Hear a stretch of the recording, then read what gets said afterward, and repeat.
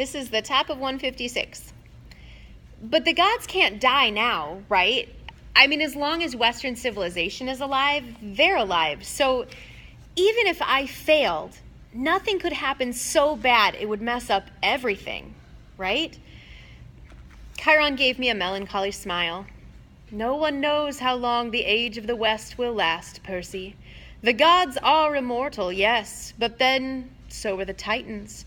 They still exist, locked away in their various prisons, forced to endure endless pain and punishment, reduced in power but still very much alive.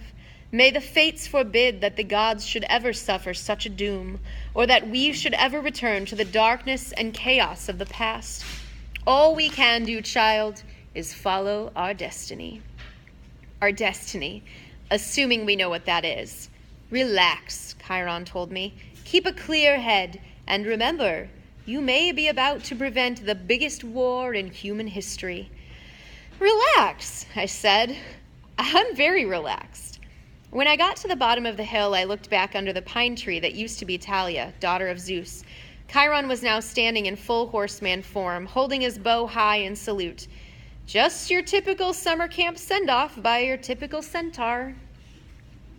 Argus drove us out of the countryside and into western Long Island. It felt weird to be on a highway again, Annabeth and Grover sitting next to me as if we were normal carpoolers. After 2 weeks at Half-Blood Hill, the real world seemed like a fantasy. I found myself staring at every McDonald's, every kid in the back of his parents' car, every billboard and shopping mall. So far, so good, I told Annabeth. 10 miles, not a single monster. She gave me an irritated look. It's bad luck to talk that way, seaweed brain. Remind me again, why do you hate me so much? I don't hate you. Could have fooled me. She folded her cap of invisibility.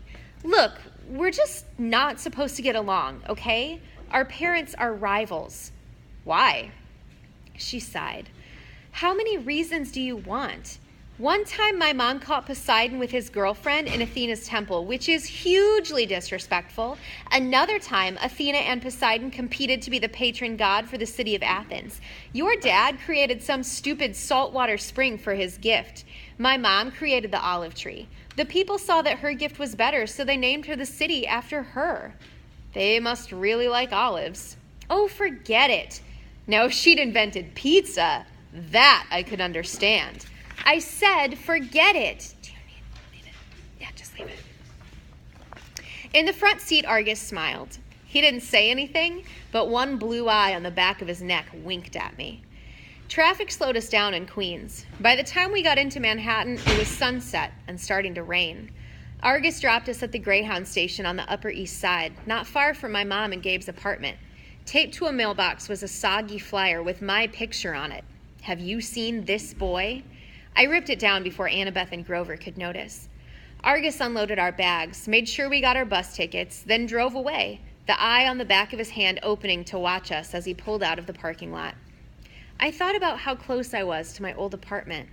On a normal day, my mom would be home from the candy store by now. Smelly Gabe was probably up there right now, playing poker, not even missing her. Grover shouldered his backpack. He gazed down the street in the direction I was looking. You want to know why she married him, Percy? I stared at him. Were you reading my mind or something? Just your emotions, he shrugged. Guess I forgot to tell you that satyrs can do that. You were thinking about your mom and your stepdad, right? I nodded, wondering what else Grover might have forgotten to tell me. Your mom married Gabe for you, Grover told me.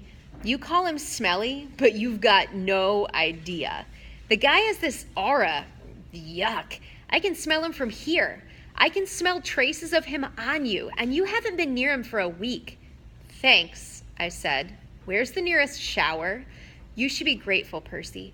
Your stepfather smells so repulsively human, he could mask the presence of any demigod.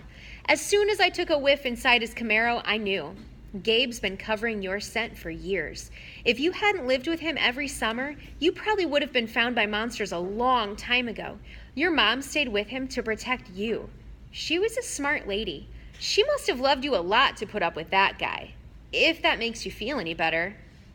It didn't, but I forced myself not to show it. I'll see her again, I thought. She isn't gone. I wondered if Grover could still read my emotions, mixed up as they were. I was glad he and Annabeth were with me, but I felt guilty that I hadn't been straight with them. I hadn't told them the real reason I'd said yes to this crazy quest. The truth was, I didn't care about retrieving Zeus's lightning bolt, or saving the world, or even helping my father out of trouble. The more I thought about it, I resented Poseidon for never visiting me, never helping my mom, never even sending a lousy child support check. He'd only claimed me because he needed a job done. All I cared about was my mom.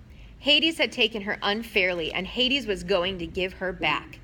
You will be betrayed by the one who calls you a friend, the oracle whispered in my mind. You will fail to save what matters most in the end. Shut up, I told it. And that's the end of section 13.